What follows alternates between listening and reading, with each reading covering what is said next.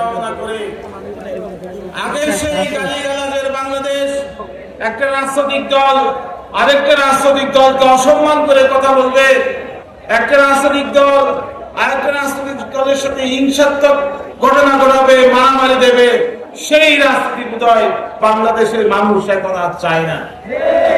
কক্সবাজারের মানুষের সেই রাজনীতি বোধহয় চায় না। এখন চাই সমৃদ্ধির রাজনীতি, একটা কল্যাণের রাজনীতি, ভালো লাগার রাজনীতি, মানুষের সম্মানের রাজনীতি, যে কথাটা আমি বারবার বলছি। বন্ধুরা আমার, বিএনপির তরুণ হিসাবে, ছাত্র দলের তরুণ হিসাবে আপনাদের কিন্তু অনেক দায় দায়িত্ব আছে।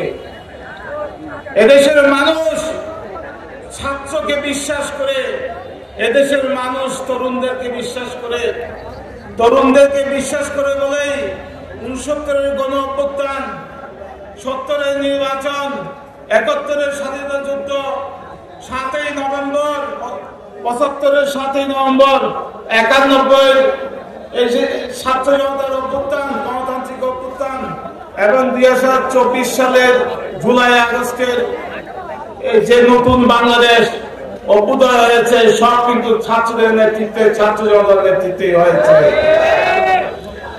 আগামী ২৪-এ, আগামী ফেব্রুয়ারি, ২৬ সালের ফেব্রুয়ারি যে নির্বাচন হবে, সেখানে আপনাদের ভূমিকা, খুবই ভূমিকা রাখতে হবে আপনাদের, কারণ জনগণ আপনাদেরকে বিশ্বাস করে।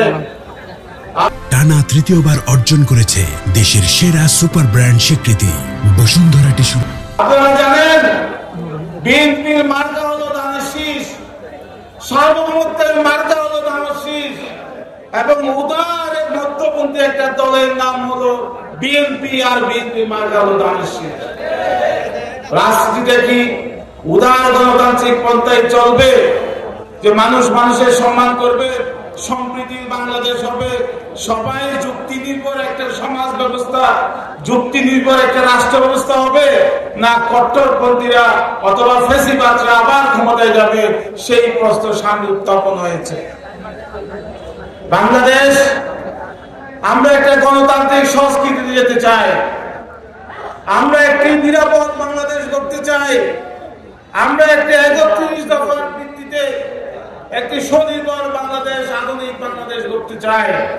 সেই কারণে আপনাদের ভূমিকা আছে, আজকে আপনাদের সমাবেশ করা হয়েছে সেই কারণে। আপনাদের কাছে আমার অনুরোধ থাকবে, আপনারা বাড়ি বাড়ি গিয়ে ধানের শীষের পক্ষে ভোট খুঁজতে হবে। আপনারা কি ভোট খুঁজবেন? একটু হাত তুলে বলেন তো সবাই যে আপনারা ভোট, এবং ভোট কেন্দ্র পাহারা দিতে হবে। বাংলাদেশে আমাদের ভোট কেন্দ্রগুলোতে ভোট জালিয়াতি হয়। আমরা একটা ফেয়ার নির্বাচন চাই, যাতে যার ভোট সে দিতে পারে। আমরা কোনো জালিয়াতি নির্বাচন চাই না, আমরা জাল ভোটের নির্বাচন চাই না, আমরা কৌশল করে অন্য একটি রাজনৈতিক দলকে হারিয়ে দেবো এরকম নির্বাচন চাই না। আমরা চাই আমার ভোট আমি দেব, যাকে খুশি তাকে দেব। সেই প্রেরণা নিয়ে, সেই স্লোগান নিয়ে আপনাদের বাড়ি বাড়ি যেতে হবে। আপনারা নিজেরাও কোনো অনিয়ম করবেন না, এবং কাউকেও আপনারা ইনশাআল্লাহ অনিয়ম করতে দেবেন না, সেটাই আমরা চাই। এবং আপনাদের ভূমিকা হবে যাতে গ্রামে আপনাদের মানুষ আপনাদেরকে ভালোবাসে, আপনাদেরকে মানুষ যাতে আস্থা অর্জন করতে পারে, ভালোবাসা অর্জন করতে পারে, সেই লক্ষ্যে আপনাদের কাজ করতে হবে।